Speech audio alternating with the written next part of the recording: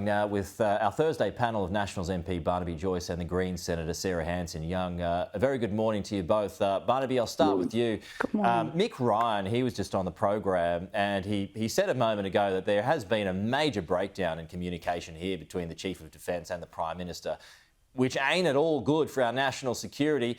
Are we stuffed, as Jackie Lambie says, if China flexes its muscles in our region, in your view? We certainly need to pick up our act. That is ridiculous that we rely on a Virgin plane to tell us of a live fire exercise by the People's Liberation Army's Navy, PLA Navy.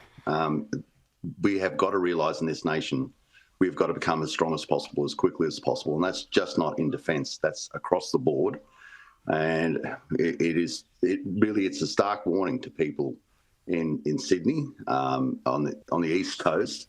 And of course, the whole of our nation. This whole thing is the rise of totalitarianism, and it's the only thing it respects is strength, and we've got to become strong. I mean, there's no point in the future having a welcome to country if you don't own your country. So do you believe that the Prime Minister's misled the public, as some have claimed? This is regarding discrepancies in times, even discrepancies as to whether, China actually even asked for permission to do it. Peter, the whole thing's a complete and utter fiasco. We couldn't even get it. Apparently, there was not an operable. I read reports. There's not an operable submarine. We rely on the Virgin to tell us of a live fire exercise of the Chinese Communist Party off our coast, and then we rely on the New Zealanders to do the monitoring. What the Prime Minister should do is say, yeah, this is a complete debacle. It's not just a funny debacle; it's an incredibly serious debacle.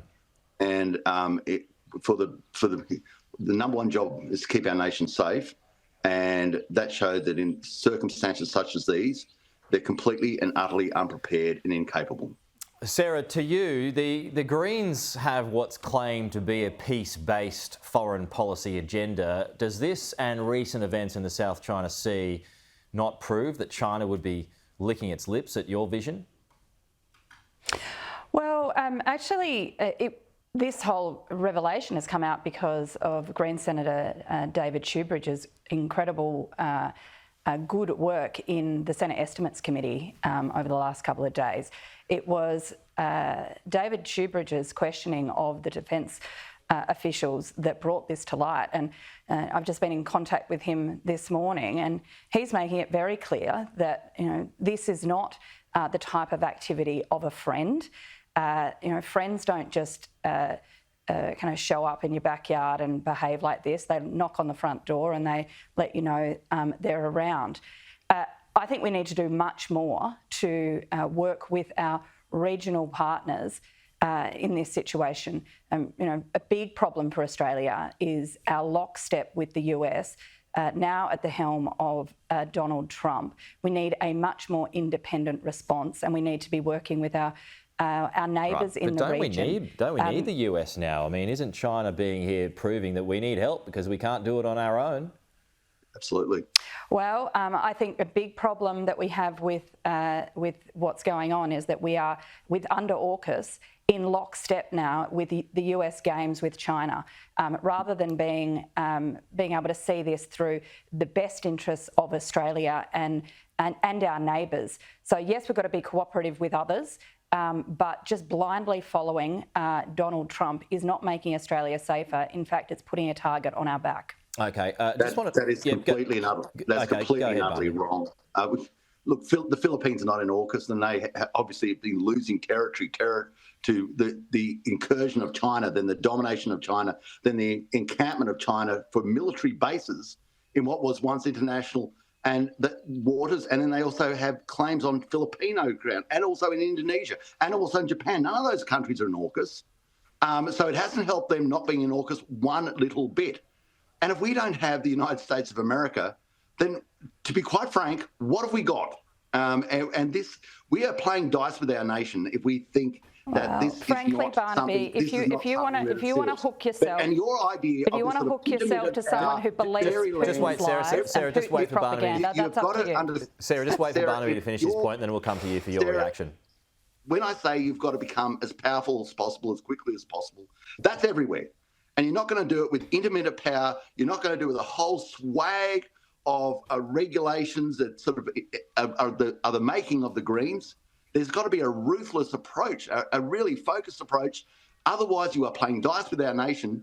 And forget about everything else, because if you don't own it, it doesn't matter. It's gone. Your super's gone, your house is gone, your kids are gone, your future's gone, your nation is gone. Okay, Sarah, your response?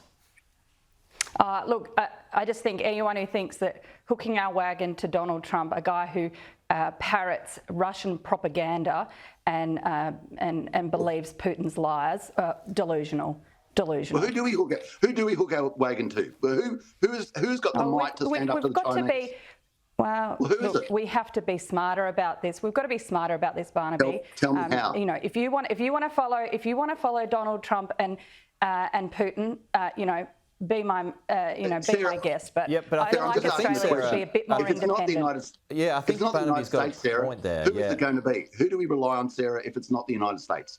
Who do we go to? Oh, we have to have partnerships across the board. Is the point, Barnaby? And putting a big target on our back with AUKUS. Clearly, this example of what has happened this week shows it has not made us safer.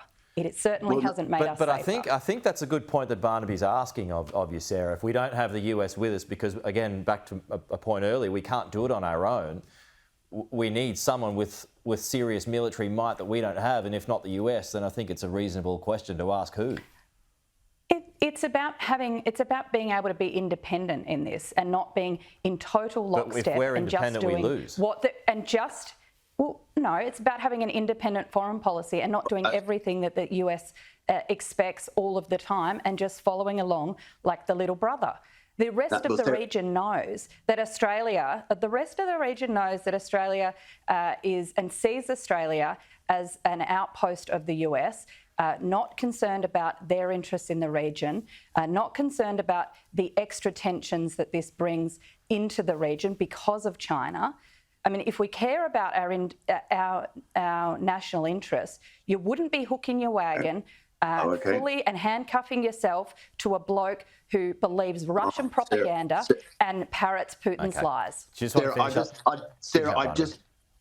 It is just incomprehensible that if we don't have the United States, if you say, well, we've got to be independent, well, okay, we've got to come forward with a budget where we're spending hundreds more billions of dollars possibly a year to get ourselves the most sophisticated and powerful Army, Navy and Air Force that we've ever seen in our part of the Pacific.